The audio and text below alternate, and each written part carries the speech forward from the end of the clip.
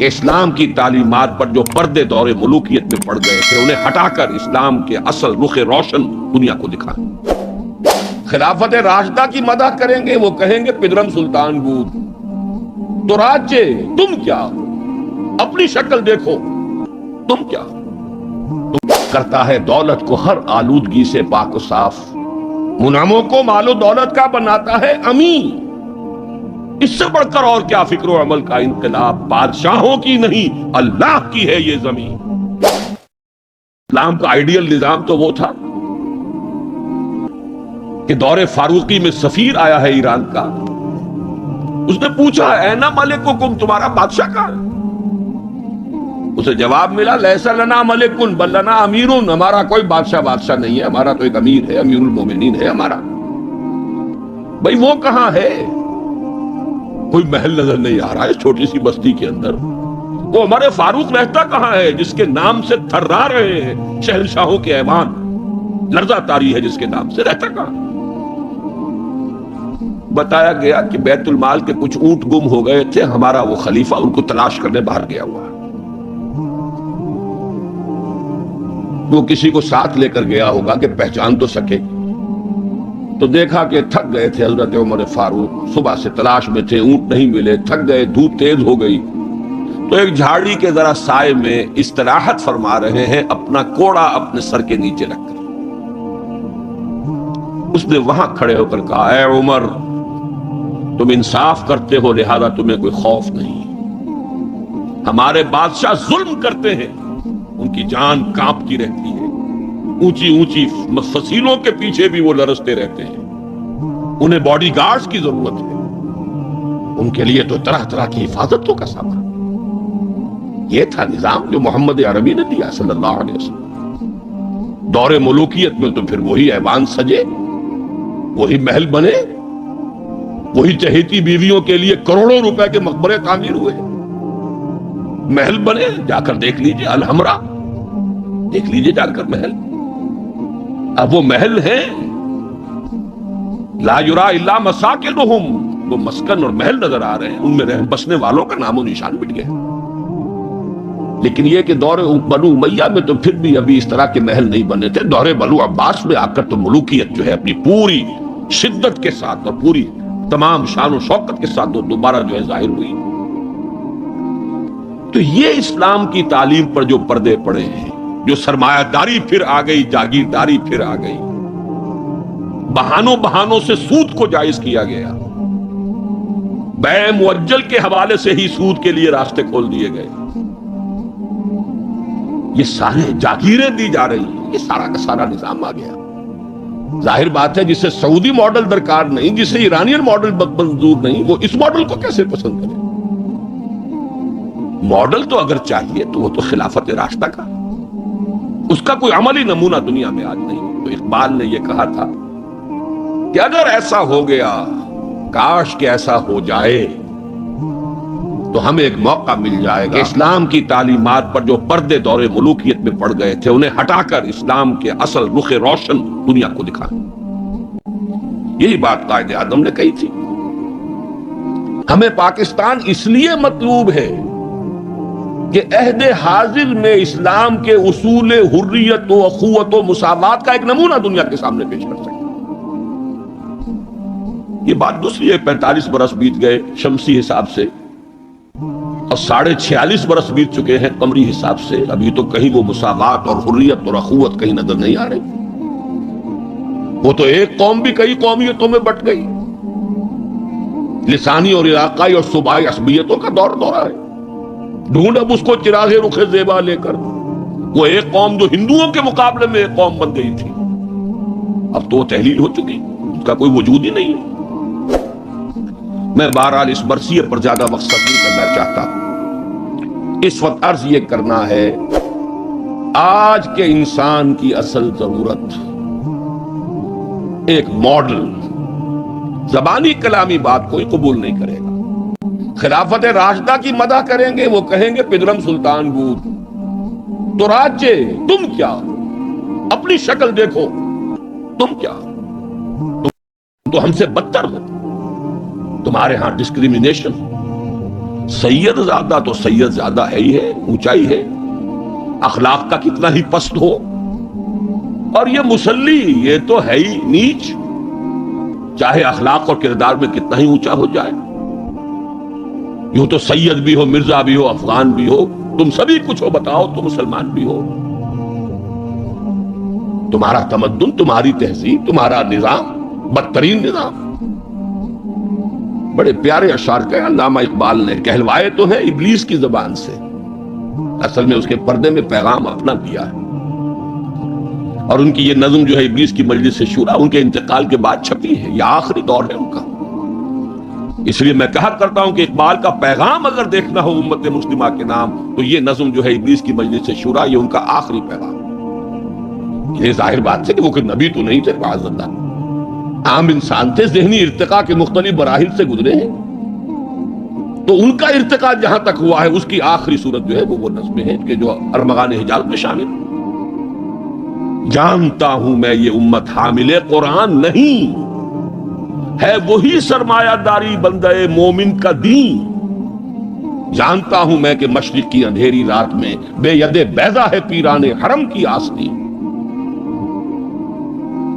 عصر حاضر کے تقاضاؤں سے ہے لیکن یہ خوف، یہ ابلیس کہہ رہا ہے، عصر حاضر کے تقاضاؤں سے ہے لیکن یہ خوف، ہو نہ جائے آشکارا شرع پیغمبر کہیں۔ الحذر، آئین پیغمبر سے 100 بار الحذر، حافظ ناموس زن، یہ ہے معاشرت، مرد آزما مرد آفریں۔ موت کا پیغام ہر نوع غلامی کے لیے، نہ کوئی فخفور و خاکہ نہ گدائے رہنشی، کرتا ہے دولت کو ہر آلودگی سے پاک و صاف، منعموں کو مال و دولت کا بناتا ہے امین۔ اس سے بڑھ کر اور کیا فکر و عمل کا انقلاب، بادشاہوں کی نہیں اللہ کی ہے یہ زمین، یہ ہے انقلاب۔ چشم عالم سے رہے پوشیدہ یہ آئیں تو خوب، ابلیس کہہ رہا ہے نا، چشم عالم سے رہے پوشیدہ یہ آئیں تو خوب، یہ غنیمت ہے کہ خود مومن ہے محروم یقین۔ یہ ماڈل آج کے انسان کی اصل ضرورت ہے۔ اب میں آپ کو بتاتا ہوں نبی اکرم صلی اللہ علیہ وسلم نے یہ ماڈل دیا کہ نہیں دیا۔ حضور صلی اللہ علیہ وسلم کا یہ ماڈل آج دنیا کا ہر باشعور انسان یہ ماننے پر مجبور ہے کہ آئیڈیل ماڈل، بدترین دشمنوں نے اقرار کیا۔ ایم این رائے 1920 میں لیکچر دیا اس نے، ہسٹوریکل رول آف اسلام، لاہور میں دیا، وہ کتاب اب بھی بھارت میں چھپتی ہے۔ اس نے کہا کہ تاریخ انسانی کا عظیم ترین انقلاب وہ ہے جو محمد نے برپا کیا صلی اللہ علیہ وسلم۔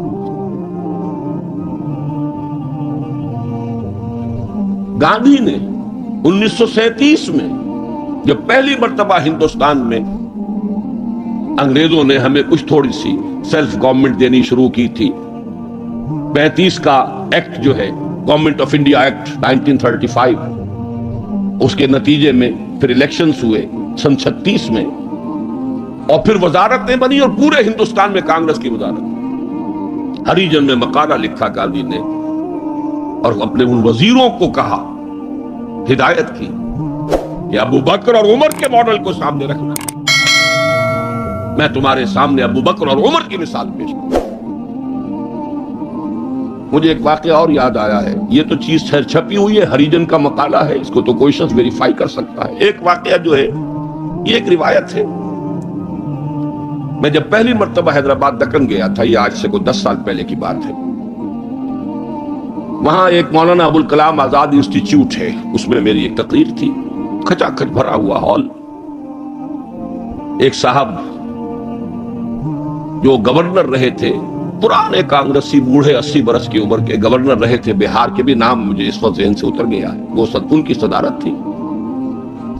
وہاں میں نے تقریر کی مولانا ابوالکلام آزاد مرحوم کے ایک زندگی کے بارے میں، اب اس کا تفصیل میں یہاں بیان نہیں کروں گا۔ تو ایک صاحب جو وہاں ریٹائر ہوئے تھے عثمانیہ یونیورسٹی سے as head of the political science department, وہ مجھ سے ملے انہوں نے ایک تو مجھے یہ کہا کہ آج تک ابوالکلام کے بارے میں اگرچہ میں نے 20 لوگوں کو پی ایچ ڈی کرا دی ہے مولانا ابوالکلام آزاد کی زندگی اور ان کے خیالات، افکار، نظریات، ان پر 20 کو میں نے پی ایچ ڈی کرائی ہے اپنی نگرانی میں، لیکن اتنا کلیئر کانسیپٹ میرے سامنے ابوالکلام کا آج تک نہیں تھا۔ اور وہ 2 جملے میں بیان کر دیتا ہوں۔ میں نے یہ کہا کہ ابوالکلام کی زندگی کے 2 دور تھے، 1912 سے لے کر کا اور 1920 تک کا ابوالکلام یہ تسلسل تھا تحریک شہیدین کا۔ سید احمد بریلوی رحمت اللہ علیہ اور شاہ اسماعیل شہید رحمہ اللہ، ان کی جو تحریک جہاد تھی اس کا معنوی تسلسل ہے ابوالکلام، الہلال اور البلاغ والا ابوالکلام۔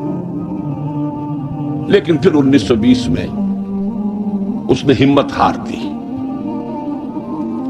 ماحول سے تعاون نہیں ملا، مخالفت ہوئی علماء کی طرف سے، اس کھاتے کو بند کر کے حزب اللہ کا کھاتا، حکومت الہیہ کے قیام کی جد و جہد، یہ چیپٹر کلوز کیا ابوالکلام۔ 1920 سے لے کر اور پھر 1958 تک اپنے انتقال تک کا یہ جو دور ہے ابوالکلام کا، یہ ہے 1857 کی جنگ آزادی کا تسلسل۔ اگر آپ کے ذہن میں اپنی پچھلی صدی کی یہ 2 تحریکیں ہوں، 1930 کی جو تحریک تھی 1830 کی، 1826 سے لے کر 1831 میں پھر شہادت ہوئی ہے بالا کوٹ میں، یہ جو تحریک تھی اس کا تسلسل ہے الہلال اور البلاغ والا ابوالکلام۔ 1857 میں جنگ آزادی تھی، انگریز کے خلاف بغاوت، اسے غدر کہتے تھے، اب جنگ آزادی کہتے ہیں۔ انگریزی دور میں ہم نے جب تاریخ پڑھی تھی تو وہ غدر کے نام سے تھی، اس میں ہندو اور مسلمان دونوں شریک تھے، متحدہ جد و جہد تھی انگریز سے نجات پانے کی۔ تو ابوالکلام کی 1920 کے بعد سے لے کر باقی زندگی جو ہے وہ در حقیقت مانوی تسلسل ہے اس جنگ آزادی کا جو 1857 میں لڑی گئی اور ناکام ہو گئی۔ ناکام تو وہ بھی ہو گئی، تحریک شہیدین بھی ناکام، 1857 کی جنگ آزادی بھی ہو گئی۔ بہرحال انہوں نے ایک بات تو یہ بتائی، اور مجھے اصل میں جو یاد آیا تھا معاملہ وہ ان کے ایک اور قول کا تھا۔ 1917 میں وہ کہتے ہیں کہ میں علی گڑھ میں پڑھتا تھا، اس وقت تک وہ صرف ایک کالج تھا، ابھی یونیورسٹی نہیں بنا تھا، اور ہاسٹل میں رہتا تھا۔ تو ایک روز شور مچ گیا، گاندھی جی آئے، گاندھی جی آئے، گاندھی جی آئے۔ گاندھی ابھی نئے نئے آئے تھے ساؤتھ افریقہ سے، اور وہ گویا کہ انڈیا کے پولیٹیکل ہورائزن پر ابھی وہ ایک رائزنگ سن کی حیثیت سے تھے۔ شور مچ گیا، گاندھی جی آئے، گاندھی جی آئے۔ خیر وہ ہم نے ان کو گھیر لیا، کہا کچھ خطاب کیجیے۔ ان کا خطاب نہیں، میں تو صرف دیکھنے آیا تھا، اور وہ گیا تھا۔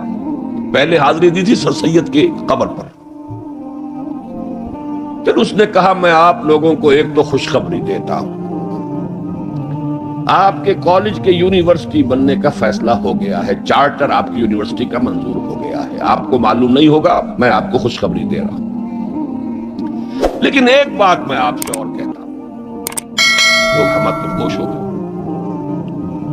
اگر آپ کا کالج یا آپ کی یونیورسٹی ایک عمر پیدا کر دے تو بہت بڑا احسان ہوگا نو انسان، لیکن مجھے یقین ہے آپ عمر پیدا نہیں کر سکتے، اس لیے کہ میں آپ کے ہاسٹلوں میں چکر لگا چکا ہوں، وہاں قالین بچھے ہوئے ہیں، وہاں عیش اور آسائش کے سامان ہیں، اس ماحول میں عمر پروان نہیں چڑھتا۔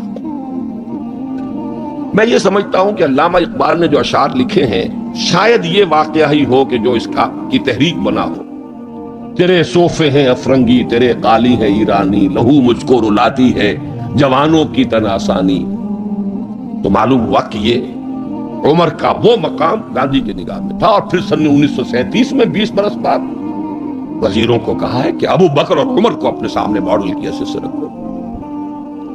ایچ جی ویلز نے کہا ہے اگرچہ حضور کی ذاتی زندگی پر، خاص طور پر ازدواجی زندگی پر بڑے رقیق حملے کیے،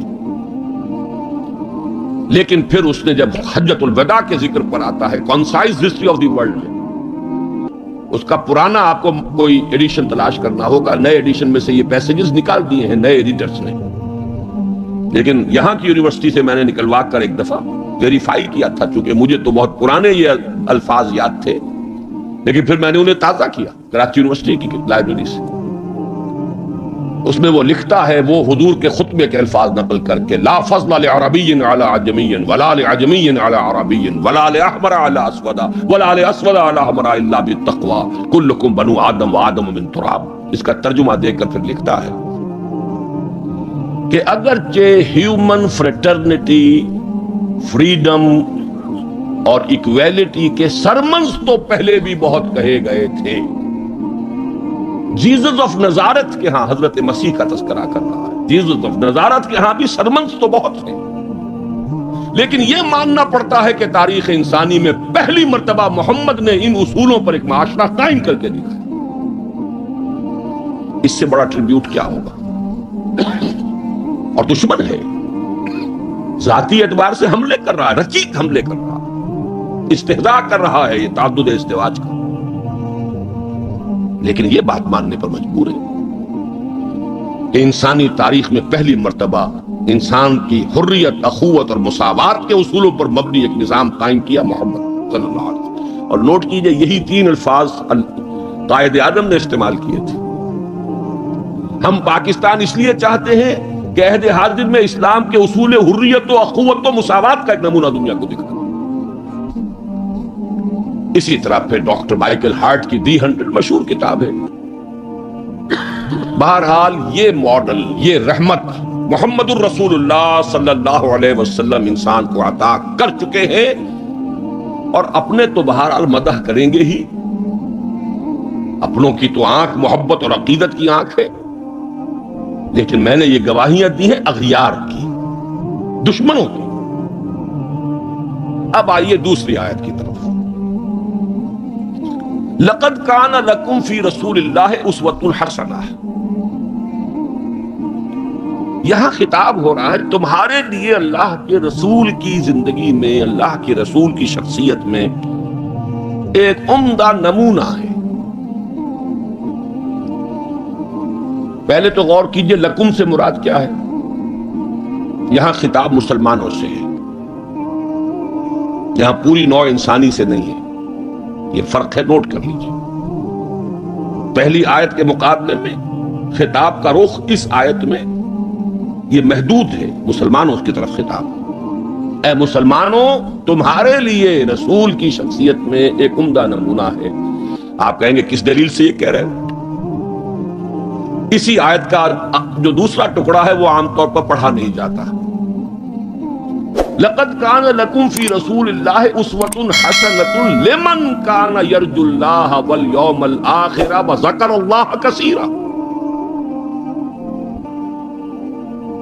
اس شخص کے لیے اسوہ ہے حضور کی زندگی اور شخصیت جو تین شرطیں پوری کرے،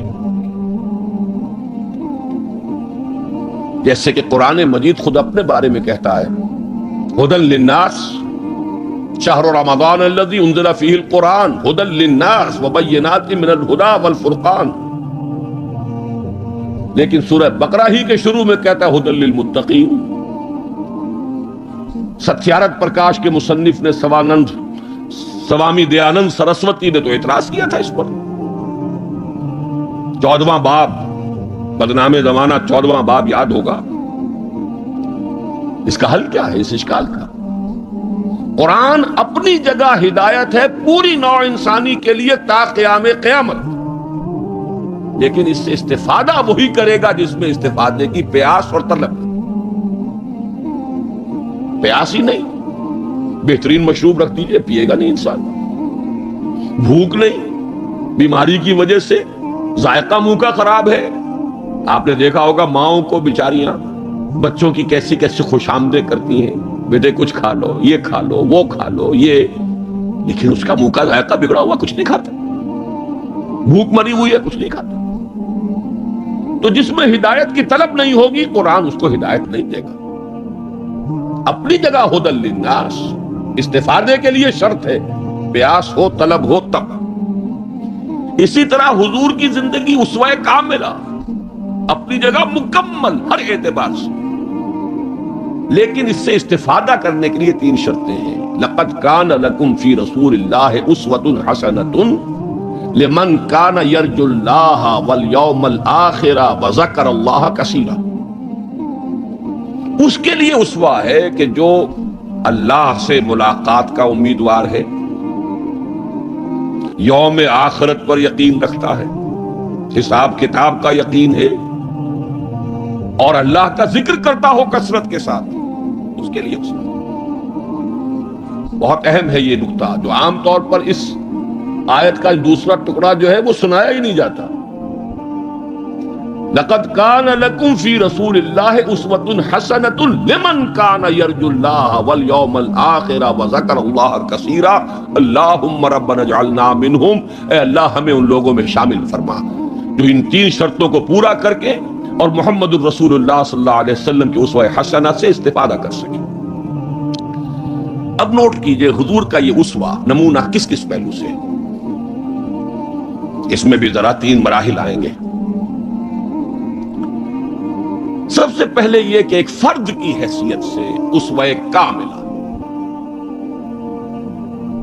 خاص طور پر میرے نزدیک تو یہ سیرت النبی کا اعجاز ہے، معجزہ ہے، اگرچہ حضور کا سب سے بڑا معجزہ قرآن ہے، لیکن خود اپنی جگہ پر سیرت النبی معجزہ ہے۔ کس معنی میں؟ انسان کی جتنی حیثیتوں کا آپ تصور کر سکتے ہیں ان تمام حیثیتوں میں اسوہ موجود ہے محمد الرسول اللہ صلی اللہ علیہ وسلم۔ باپ کی حیثیت سے اسوہ موجود، حضرت مسیح کی زندگی میں تو نہیں، انہوں نے شادی نہیں کی۔ شوہر کی حیثیت سے اسوہ موجود، خسر کی حیثیت سے اسوہ موجود، حضرت علی کے خسر ہے کہ نہیں، حضرت عثمان کے خسر ہے یا نہیں۔ داماد کی حیثیت سے اسوہ موجود، حضرت ابوبکر حضرت عمر کے داماد ہے کہ نہیں۔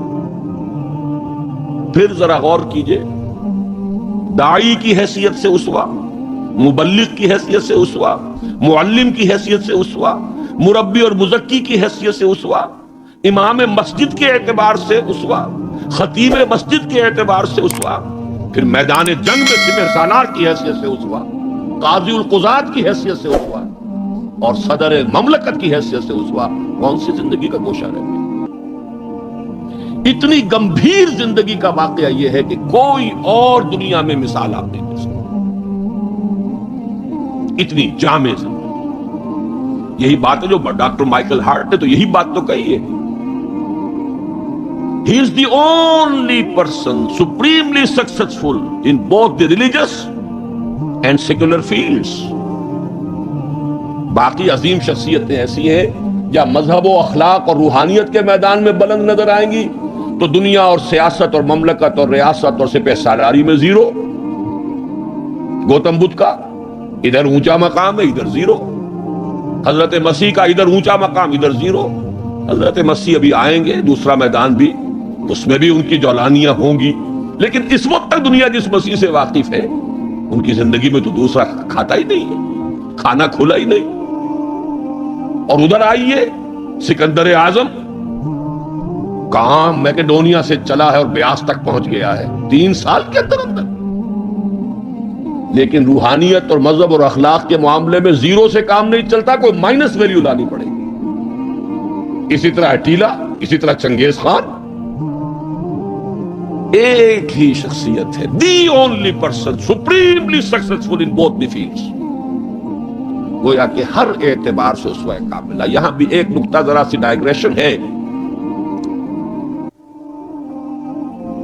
ایک پہلو ایسا ہے انسانی زندگی کا جس میں حضور اس کی شخصیت یا آپ کی سیرت اسوہ نہیں ہے۔ آدمی چونک جائے گا، اس سے شاید توہین پر محمول کرے، لیکن ہے۔ اور وہ شخصیت کا پہلو ہے ایک عورت کی حیثیت سے، بیوی کے لیے اسوہ، ماں کے لیے اسوہ، کہاں سے آئے گا؟ آخر آدھی انسانیت ہے، نصف بہتر حیات آپ تو کہتے ہیں، دی بیٹر ہاف، اس کے لیے اسوہ، اس کی نسوانی زندگی کے اعتبار سے اسوہ کا۔ دیکھیے یہی نقطہ ہے، نوٹ کر لیجئے، دل پر لکھ لیجئے۔ یہی وجہ ہے کہ جس سورہ مبارکہ میں یہ آیت آئی ہے لَقَدْ كَانَ لَكُمْ فِي رَسُولِ اللَّهِ أُسْوَةٌ حَسَنَةٌ، اسی میں فرمایا گیا اے نبی کی بیویوں تمہیں اسوہ بننا ہے پوری نوع انسانی. یا نساء النبی لستن کاحد من النساء، اے نبی کی بیویوں تم عام عورتوں کے مانند نہیں. نبی کی زندگی میں جو خلا ہے اس لیے کہ وہ مرد ہے، اسوہ کے اعتبار سے جو خلا رہ گیا ہے اسے تمہیں پر کرنا ہے. انما یرید اللہ لیذھب عنکم الرجس اہل البیت ویطہرکم تطہیرا.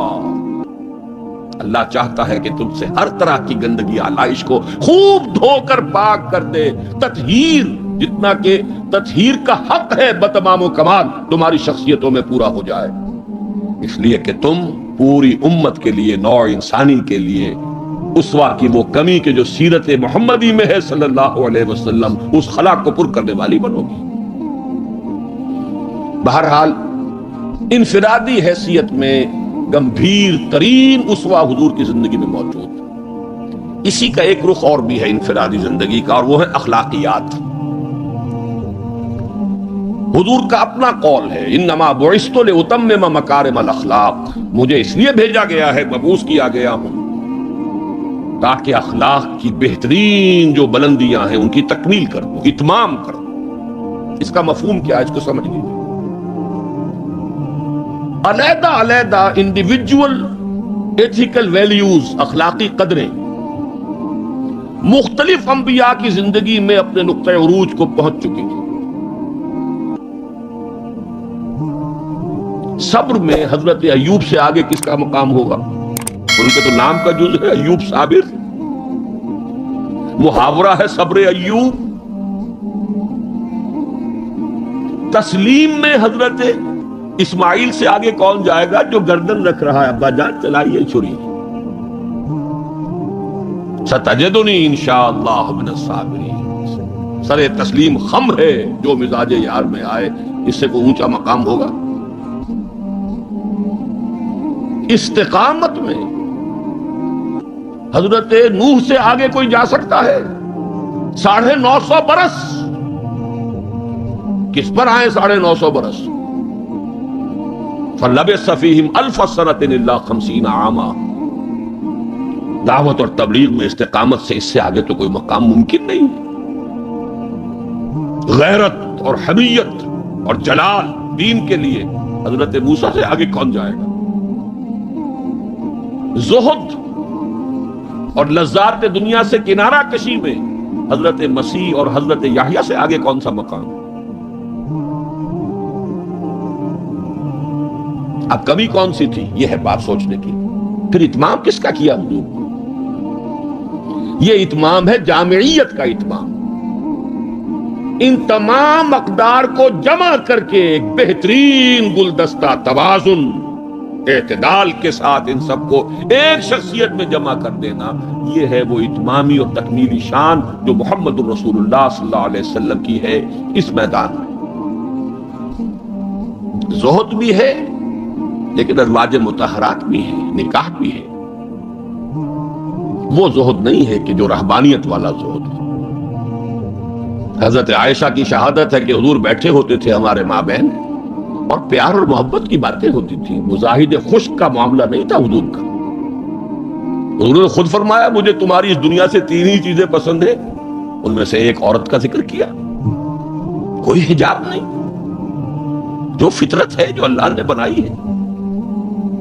بھرپور عائلی زندگی بسر کی ہے، اور بہت محبت کرنے والے اور محبت دینے والے شوہر تھے محمد صلی اللہ علیہ وسلم.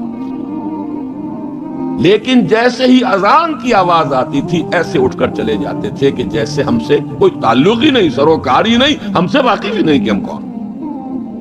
یہ ہے وہ درمیان قار دریا تختہ بندم کر دئی باز بھی گوئی کے دامن ترمکن ہوشیار باش. اچھا دیکھیے یاد آ گیا ہے، آپ کی بھی طبیعت اس وقت جو ہے میں تو دیکھ رہا ہوں آمادگی ہے، وقت کچھ زیادہ بھی صرف ہو جائے تو کوئی حرج نہیں. رجم کا ایک واقعہ ہو رہا ہے حضرت مسیح کی زندگی میں. وہ میری مگدلین پڑھا ہوگا آپ نے، زانیہ تھی، جرم ثابت ہو گیا، اس سے رجم کرنے کے لیے لے کے جا رہے تھے. شور مچا ہوا تھا، حضرت مسیح بھی گزر رہے تھے. کیا معاملہ ہے؟ یہ ہے. فرمایا ٹھیک ہے چلو. خود بھی چلے۔ اب جب اسے باندھ دیا گیا، اب کھڑے ہو کے فرمایا ٹھیک ہے، قانون ہے رجم کا اور یہ شریعت موسوی کا حکم ہے، رجم ہونا چاہیے، لیکن اس کو پہلا پتھر وہ مارے جس نے خود کبھی زنا نہ کیا۔ میں کہتا ہوں حیرت ناک بات ہے یہ کہ اتنی شرافت ان لوگوں میں تھی کہ ایک ایک جو ہے وہاں سے کھسکنا شروع ہو گیا، مجمع چھٹ گیا۔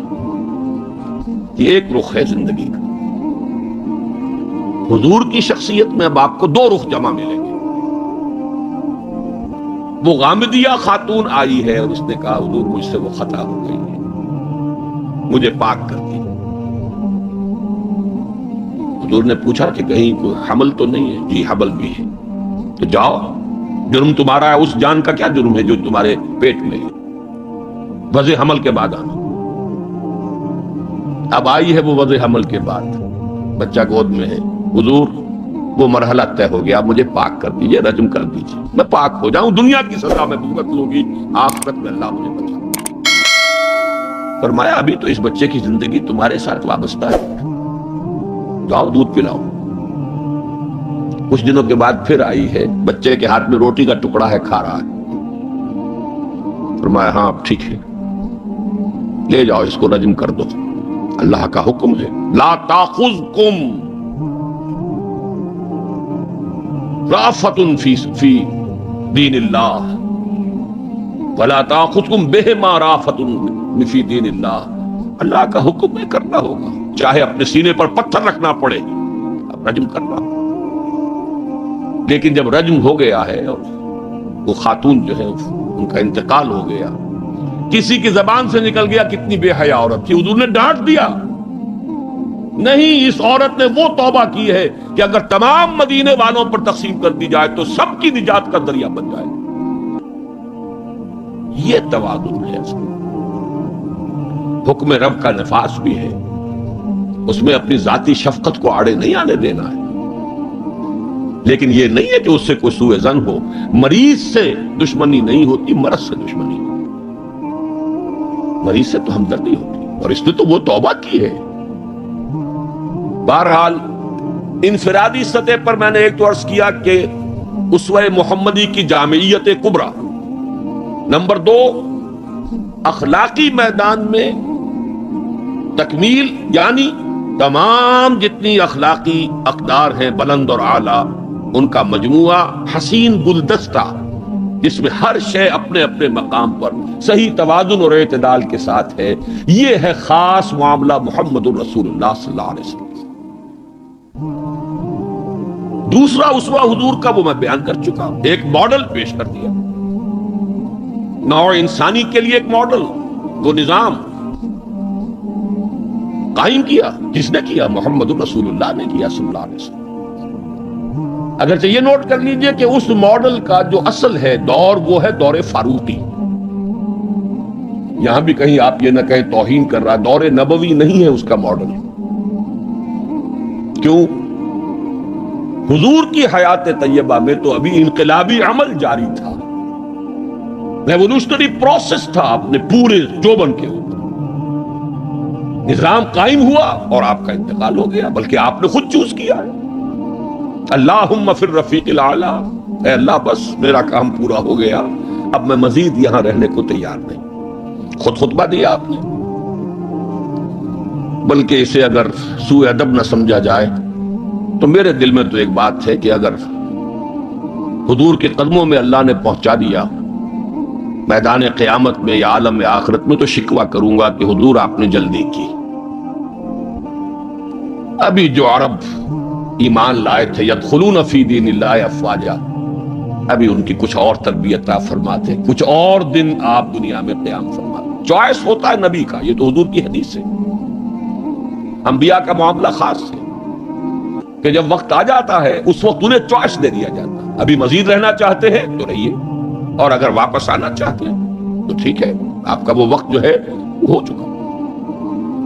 اسی پر تو حضور نے فرمایا تھا مرض وفات میں جب ذرا سا وقفہ ہوا ہے اور افاقہ ہوا ہے، حضرت ابوبکر نماز پڑھا رہے تھے مسجد نبوی میں، اور حضور پھر اپنے اس افاقے کی وجہ سے حضرت علی اور حضرت عباس رضی اللہ تعالی عنہما کے کندھوں پر اپنا ایک ایک ہاتھ دست مبارک رکھ کر مسجد میں تشریف لائے. حضرت ابو بکر ہٹنے لگے پیچھے. جب آپ امامت فرمایا، آپ نے اشارے سے کہا نہیں تم امامت کرو. حضرت ابو بکر کے پہلو میں بیٹھ گئے، کھڑے نہیں رہ سکے. اب آپ نماز پڑھ رہے تھے، حضرت ابو بکر آپ کی اقتدار کر رہے تھے اور باقی پوری جماعت حضرت ابو بکر کی اقتدار کر رہے تھے.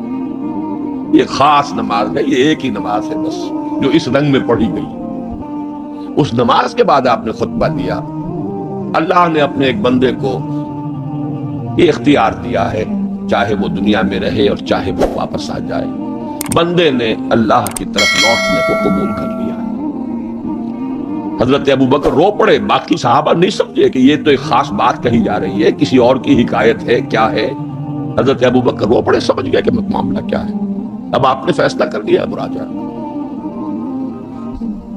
بہرحال میں یہ عرض کر رہا تھا کہ حضور کی حیات طیبہ بہت گمبھیر انقلابی عمل ہے جو اس کے اندر چھایا ہوا ہے. اس میں پھر ابھی اس نظام کی برکات جو ہے وہ نمایاں نہیں ہے، موجود ہیں، نمایاں نہیں ہے. اسی طرح حضرت ابو بکر کے کل 2.25 سال، اور وہ بھی جس انقلاب کی تکمیل حضور نے کر دی تھی، اس کے خلاف جو کاؤنٹر ریولوشنری موومنٹس اٹھی ہیں ان کو کرم کرنے میں سارا وقت صرف ہو گیا. مسلمہ کذاب اٹھ کھڑا ہوا ہے، فلاں جو ہے یہ نبیہ بن کر دعوے دار بن کر کھڑی ہو گئی ہے، اس نبی اور نبیہ کا نکاح بھی ہو گیا ہے. ایک طوفان. منکرین زکوٰۃ کھڑے ہو گئے ہیں. اور شاید آپ نے کبھی نوٹ نہ کیا ہو، نوٹ کر لیجئے، یہ سورت تو آپ پڑھتے ہی ہیں، اذا جاء نصر اللہ والفتح ورأیت الناس يدخلون فی دین اللہ افواجا. لیکن یہ کہ اس کی ایک برعکس تصویر بھی ہے، وہ دیکھ لیجئے کہ حضور کے انتقال کے بعد وہ جو فوج در فوج آئے تھے، فوج در فوج نکل بھی گئے تھے. یخرجون من دین اللہ افواجا. اور دارالاسلام جو ہے وہ صرف مدینے تک محدود ہو کر رہ گیا تھا. حضرت ابو بکر کی فضیلت جو ہے در حقیقت اسی سے ظاہر ہوتی ہے.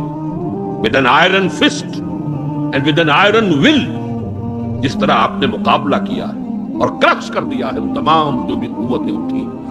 حضرت عمر تک گھبرا رہے ہیں، مشورہ دے رہے ہیں کہ دیکھیے ایک دم 3 محاذ نہ کھول لیجئے، حالات بڑے خراب ہیں، بڑے نازک ہیں.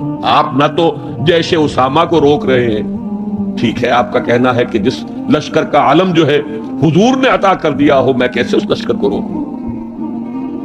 پھر آپ مدعیان نبوت کے خلاف بھی لشکر بھیج رہے ہیں، وہ بھی سمجھ میں آتا ہے، وہ جو کافر ہو گئے، مرتد ہو گئے، لازماً ان کے خلاف تو جہاد کرنا ہے. لیکن کم سے کم ان زکوٰۃ کا انکار کرنے والوں کے معاملے میں سوچئے، نرمی کیجئے، تیسرا محاذ نہ کھولیے. انہوں نے نہ کسی نئے نبی کی دعوت کو قبول کیا ہے، نہ وہ ابھی نماز کا انکار کر رہے ہیں، بلکہ زکوٰۃ بھی یہ نہیں کہتے کہ ہم نہیں دیں گے، صرف یہ کہتے ہیں کہ ہم حکومت کو نہیں دیں گے. تو تھوڑی سی نرمی کیجئے. حضرت عمر کو ڈانٹ ملائی ہے حضرت ابو بکر نے. اے عمر، تم دور جاہلیت میں تو بڑے سخت تھے اور بڑے ہمت والے تھے، اسلام میں آ کر کمزور ہو گئے. اور پھر وہ تاریخی الفاظ کہے ہیں، ایبدل الدین وانا حی، کیا دین کے اندر ترمیم ہوگی جبکہ میں ابھی زندہ ہوں؟ میری زندگی میں دین میں ترمیم نہیں ہو سکتی. خدا کی قسم اگر کسی اور نے میرے ساتھ نہ دیا، تنہا جاؤں گا اور ان مانعین زکوٰۃ سے جہاد کروں گا. یہ آئرن ول اور آئرن فسٹ ابو بکر، رقیق القلب نحیف الجثہ انسان. لہذا اس 2.25 سال میں بھی اصل جو برکات ہیں ان کا ظہور نہیں ہو پا رہا. اصل میں جسے انگریزی میں آپ کہتے ہیں للی ان بلوم، یہ گلاب کا پھول پوری طرح کھل کر جو سامنے آیا ہے، وہ دور فاروقی ہے رضی اللہ تعالی عنہ. اس کی وہ شانیں ہیں. وہ سفیر کا واقعہ سنا چکا ہوں. حریت کا معاملہ دیکھیے کہ سعد ابن ابی وقاص کے بارے میں پرچہ نویس نے اطلاع دی ہے ایران سے. گورنر ہے ایران کے حضرت سعد ابن وقاص، اور گورنر اس لیے ہے کہ خود فاتح ایران ہیں. یہ ریوڑیوں کی طرح بٹی ہوئی گورنریاں نہیں ہے کہ اس کو دے دو اس کو دے دو، جس کو چاہو دے دو. خود فاتح ایران سعد ابن ابی وقاص. اور آدمی کون ہے وہ؟ ایک ہی انسان ہے جس کے بارے میں حضور نے فرمایا، اے سعد تم پر میرے ماں باپ قربان. غزوہ احد میں جب نرغہ کیا ہے کفار نے اور حضور کو شہید کرنے کے لیے سرتوڑ کوشش کی ہے، اس وقت تیر اندازی کر رہے تھے حضرت سعد ابن ابی وقاص رضی اللہ تعالیٰ عنہ، یکی از عشرہ مبشرہ۔ اس وقت حضور نے کہا تھا تیر چلائے جاؤ اے سعد، تم پر میرے ماں باپ قربان۔ وہ سعد ہیں کہ پرچہ نویس نے اطلاع دی ہے کہ سعد نے اپنے گھر کے باہر ایک ڈیوڑی بنا لی ہے، دربان کھڑا کر دیا ہے، حضرت بلال کو بھیجا ہے، خط میں ڈانٹ دی ہے، لیکن بلال کو حکم تھا کہ پہلے جا کر ڈیوڑی کو آگ لگا دینا، پھر یہ خط دینا سعد کو۔ نے آگ لگائی ہے پھر جا کر یہ خط دیا ہے۔ خط میں لکھا ہے سعد، لوگوں کو ان کی ماں نے آزاد جنا تھا، تم نے انہیں اپنا غلام کب سے بنا دیا؟ حریت کا اس سے اونچا تصور کوئی ہوگا؟ ایک عورت ٹوک رہی ہے، عمر جی محمد عورت تھی، یہ کیا تم نے حکم نافذ کیا ہے کہ مہر اس سے زیادہ نہیں ہوگا؟ ہمارے جس حق پر اللہ نے کوئی حد نہیں لگائی، تم کون ہوتے ہو حد لگانے والے؟ قرآن کی آیت ہے، وآتیتم احداہن قنطارا، تم نے اگر اپنی کسی بیوی کو ڈھیروں دیا ہو سونا تب بھی واپس نہیں لے سکتے۔ جب قرآن نے ڈھیروں سونے تک کی اجازت دی ہے، تم کون ہوتے ہو اس کے اندر ترمیم کرنے والے؟ عمر وہیں کہتے ہیں آج ایک بڑھیا نے عمر کو دین سکھایا اور آرڈیننس واپس۔ حریت، احتساب، تنقید، مساوات، اگر یہ کچھ چڑیاؤں کے نام ہیں، ہمارے لیے تو یہ چڑیاں ہیں، ان کا ہے، صرف شکلیں ہیں، نام ہیں، حقیقت کہیں نہیں۔ ان تمام چیزوں کی بتمام و کمال حقیقت دیکھنی ہو تو حضرت فاروق کا دور ہے۔ بیت المقدس کا سفر کر رہے ہیں اور ایک اونٹ تقریباً 700 میل کا سفر ہے، کوئی نجی سفر نہیں ہے، کوئی انٹوریج نہیں ہے، کوئی 250-300-400 آدمی ساتھ نہیں ہے، کوئی پورا بوئنگ 747 نہیں لے جایا گیا عمرے کے لیے، ایک اونٹ ایک خادم، اسی اونٹ پر راشن بھی ہے، لہذا بیک وقت 2 آدمی نہیں بیٹھ سکتے، ایک ہی آدمی سواری کر سکتا۔ ایک منزل میں خلیفہ وقت اوپر بیٹھے ہیں اور خادم نکیل پکڑ کر آگے چل رہا ہے، اگلی منزل میں خادم اوپر بیٹھا ہے اور خلیفہ وقت نکیل پکڑ کر چل رہا ہے، اور آخری وقت میں باری اتفاقاً آ گئی خادم کی، اس نے ہاتھ جوڑ دیا کہ خدا کے لیے لوگ کیا کہیں گے، میرے سر ہو جائیں گے۔ فرمایا نہیں، الدور دورک، نہیں، باری تمہاری۔ اور اس محاذ پر تھے کون کمانڈر؟ ابو عبیدہ بن الجراح رضی اللہ تعالی عنہ، امین هذه الامہ۔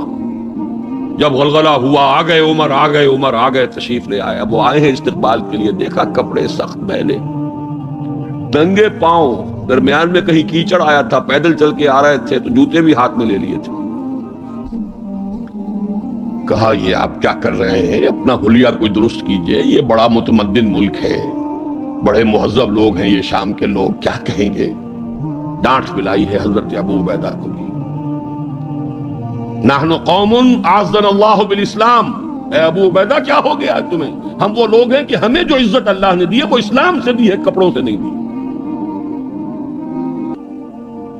واقعہ یہ ہے کہ یہ ہے وہ heights by great men reached and kept، یہ مثالیں ہیں، یہ آئیڈیل ہے، یہ اسوہ ہے، اور اس میں کمال عمر کا نہیں ہے، کمال محمد الرسول اللہ کا ہے صلی اللہ علیہ وسلم۔ درخت اپنے پھل سے پہچانا جاتا ہے، عمر تو درخت کا پھل ہے، ابو بکر اس درخت کے پھل ہیں، صحابہ کرام اس شجرہ طیبہ کے برگو بار ہیں، اس وقت محمد کا ہے صلی اللہ علیہ وسلم۔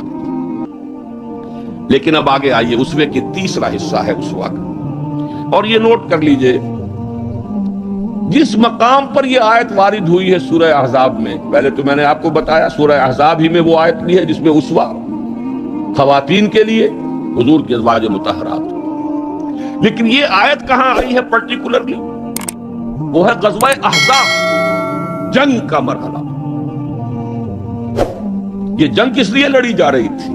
غلبہ دین کے لیے، لِیُظْهِرَهُ عَلَى الدِّینِ كُلِّهِ۔ چھاپڑا صاحب سے آپ نے وہ سورہ صف کی آیات سن لی ہے، کاش کہ وہ ایک آیت اور شامل کر دیتے اس سے پہلے، اس لیے کہ اس وقت کا جو دنیا کا نقشہ ہے وہ اس آیت میں۔ یریدون لیطفئوا نور اللہ بافواہہم، یہ چاہتے ہیں کہ اللہ کے نور کو، اللہ کے اس نور کو اپنی منہ کی پھونکوں سے بجھا دیں۔ واللہ متم نورہ ولو کرہ الکافرون، اور اللہ تو اپنے نور کا اتمام فرما کر رہے گا چاہے کافروں کو کتنا ہی ناگوار ہو۔ هو الذی ارسل رسولہ بالہدی ودین الحق لیظہرہ علی الدین کلہ ولو کرہ المشرکون۔ اس کا ترجمہ آپ سن چکے ہیں۔ وہی ہے اللہ جس نے بھیجا اپنے رسول کو الہدا اور دین حق دے کر تاکہ غالب کریں اس کے کل دین پر، پورے کے پورے نظام زندگی پر، تمام کے تمام نظاموں پر، دینوں پر، چاہے مشرکوں کو کتنا ہی ناگوار ہو۔ اسی کے لیے جہاد کی پکار ہے۔ هل ادلکم علی تجارۃ تنجیکم من عذاب علیم تؤمنون باللہ ورسولہ وتجاہدون فی سبیل اللہ باموالکم وانفسکم۔ اسی کے لیے قتال کی ترغیب ہے، یہ اس پہلے حصے میں ہے۔ ان اللہ یحب الذین یقاتلون فی سبیلہ صفا کانہم بنیان مرصوص۔ تو حضور کا ایک اسوہ تو پوری نوع انسانی کے لیے ہے، وہ ماڈل جو آپ نے دکھا دیا، قائم کر کے نظام کی ایک مثال دنیا کے سامنے پیش کر دی۔ یہ ممکن ہے، قائم ہو سکتا ہے، یہ کہانی نہیں ہے، یہ تو تاریخ کا نصف النہار ہے۔ 5000 برس قدیم بات ہوتی تو کہتے پتہ نہیں ڈھکوسلا ہے، ہوا بھی ہے کہ نہیں ہوا۔ یہ تو عین ہسٹوریکل ایرا ہے، تاریخی حقائق ہے، پوری دنیا مان رہی ہے۔ روز روشن نصف النہار پر سورج تاریخ کا ہے، جبکہ محمد رسول اللہ صلی اللہ علیہ وسلم نے یہ ماڈل پیش کیا جس کا کہ اقرار اور اعتراف دشمن کر رہے ہیں۔ تو وہ اسوہ تو ہے پوری نوع انسانی کے لیے۔ میں نے آپ کو نوٹ کرایا تھا لقد کان لکم، وہ اسوہ جو اس امت کے لیے ہے وہ کون سا اسوہ ہے؟ وہ اسوہ ہے وہ طریقہ کار جس سے کہ آپ نے وہ انقلاب برپا کیا، کیسے قائم کیا، منہج کیا تھا، منہاج کیا تھا، طریقہ کار کیا تھا، پہلے کیا کیا تھا، پھر کیا کیا تھا، اگلا قدم اٹھایا تو کیوں اٹھایا، پہلے نہیں اٹھایا تو کیوں نہیں اٹھایا تھا، کیا سبب ہے کہ مکے میں حکم دیا جا رہا ہے چاہے تمہارے ٹکڑے اڑا دیے جائیں، تمہیں زندہ آگ کے اندر جلا دیا جائے تب بھی تم ہاتھ نہیں اٹھاؤ گے۔ کفو ایدیکم، اپنے ہاتھ بندھے رکھو، نو ریٹیلیشن، نو ریونج، کوئی انتقام نہیں، کوئی قصاص نہیں۔ آئے گا وہ وقت جب تمہارے ہاتھ کھول دیے جائیں گے۔ نغمہ ہے بلبل شوریدہ تیرا خام، ابھی اپنے سینے میں اسے اور ذرا تھام، ابھی اپنے ہاتھ روکے رکھو، چاہے تمہارے جسم کے ٹکڑے کر دو۔ کیا وجہ ہے؟ پھر کیا وجہ ہے؟ ہاتھ کھل گئے، کیوں کھل گئے؟ فیصلہ کن چیز کون سی تھی؟ ہاتھ بندھے ہوئے تھے تو کیوں بندھے ہوئے تھے؟ کھلے تو کیوں کھلے؟ کب کھلے؟ کس تبدیلی کی وجہ سے کھلے؟ کیا وجہ ہے کہ سن 6 میں صلح حدیبیہ کر رہے ہیں اور بظاہر گر کر اور دب کر رہے ہیں، ہر مسلمان کا خون کھول رہا ہے، حضرت عمر سے تو ضبط نہیں ہو سکا، ساری عمر پچھتاتے رہے کہ میں نے گستاخی کا معاملہ کیا تھا، جو جا کر حضور سے کہا تھا کیا ہم حق پر نہیں ہیں؟ فرمایا ہاں ہم حق پر ہیں، تو پھر ہم دب کر صلح کیوں کر رہے ہیں؟ فرمایا میں اللہ کا رسول ہوں، وہی کر رہا ہوں جس کا مجھے حکم ہے۔ یہی بات حضرت علی نے کی جب سہیل ابن عمر نے کہا ہے کہ یہ معاہدہ جو لکھا جا رہا ہے صلح کی دستاویز، اس میں آپ کے نام کے ساتھ رسول اللہ کا لفظ نہیں ہوگا، اس لیے کہ دستاویز پر تو دونوں پارٹیز کے دستخط ہونے، اگر ہم آپ کو اللہ کا رسول مان لیں تو جھگڑا کائے گا؟ پھر ہم تو نہیں مانتے کہ آپ اللہ کے رسول ہیں، یہ معاہدہ ہوگا محمد ابن عبداللہ اور قریش کے مابین۔ وہی مسکرا کر بات فرمائی، تم مانو یا نہ مانو میں اللہ کا رسول ہوں، لیکن اے علی مٹا دو، جو یہ کہہ رہا ہے مان لو، کہ لکھ دو محمد ابن عبداللہ۔ عرض کیا حضور یہ میں نہیں کر سکتا، غیرت و حمیت حضرت عمر میں ہے، حضرت علی میں ہے، کوئی فرق نہیں، کچھ فرق نہیں ان چاروں میں۔ معلوم ہوا ہے کرنے ایک ہی سورج کی، اس اعتبار سے نوٹ کیجئے کہ خون کھول رہا ہے، اور خون کھولنے کی مثال میں آپ کو اب دیتا ہوں۔ ایک ایک شخص کا خون کھول رہا ہے، یہاں تک کہ ابو بکر کا خون کھول رہا ہے۔ یہ دوسری بات ہے، ضبط اتنا ہے کہ بولے نہیں۔ کیسے معلوم ہوا کہ خون کھول رہا تھا ابو بکر کا بھی؟ جب صلح ہو گئی، حضور نے فرمایا مسلمانوں اب احرام کھول دو، جو ہدی کے جانور ہیں یہیں ذبح کر دو۔ کوئی نہیں اٹھا۔ دوسری مرتبہ فرمایا مسلمانوں اٹھ جاؤ، اٹھو، اب جو ہو گیا صلح ہو گئی ہے، احرام کھول دو۔ کوئی نہیں اٹھا، ابو بکر بھی نہیں اٹھے، ایک آدمی نہیں اٹھا۔ تیسری مرتبہ پھر کہا، حیران ہوں گے کہ یہ صحابہ کا یہ واقعہ، حضور کا حکم، اس کی ایک توضیح ہے وہ میں بعد میں عرض کروں گا، لیکن پہلے واقعہ کیا اس کو سمجھیے۔ دل گرفتہ ہو کر حضور اپنے خیمے میں گئے، ناراض ہو کر، دل گرفتہ۔ حضرت ام سلمہ تھا ساتھ تھی رضی اللہ تعالیٰ، بڑی مدبر خاتون، بہت مدبر خاتون۔ جا کر کہا ہے کہ مسلمانوں کا یہ حال ہے سب کا، میں نے 3 مرتبہ کہا ہے، کوئی نہیں اٹھ رہا۔ حضرت ام سلمہ نے مشورہ دیا، حضور آپ کسی سے کچھ کہیے نہیں، اپنا احرام کھول دیجئے، قربانی دیجئے۔ اب آئے ہیں، آ کر اپنا احرام کھول دیا، قربان، اب سب اٹھ گئے، سب نے قربانیاں دے دی۔ میرے ذہن میں اس کی تعویل یہ ہے کہ لوگ منتظر تھے، اسے کہا جاتا ہے فلسفے میں حالت منتظرہ۔ پتہ نہیں حضور ہمارا امتحان تو نہیں لے رہے، یہ احرام کیسے کھول دے بغیر عمرہ کیے؟ یہ کوئی اللہ اور اس کے رسول کی طرف سے ہماری غیرت و حمیت کا امتحان تو نہیں ہے؟ اس سسپینس میں تھے۔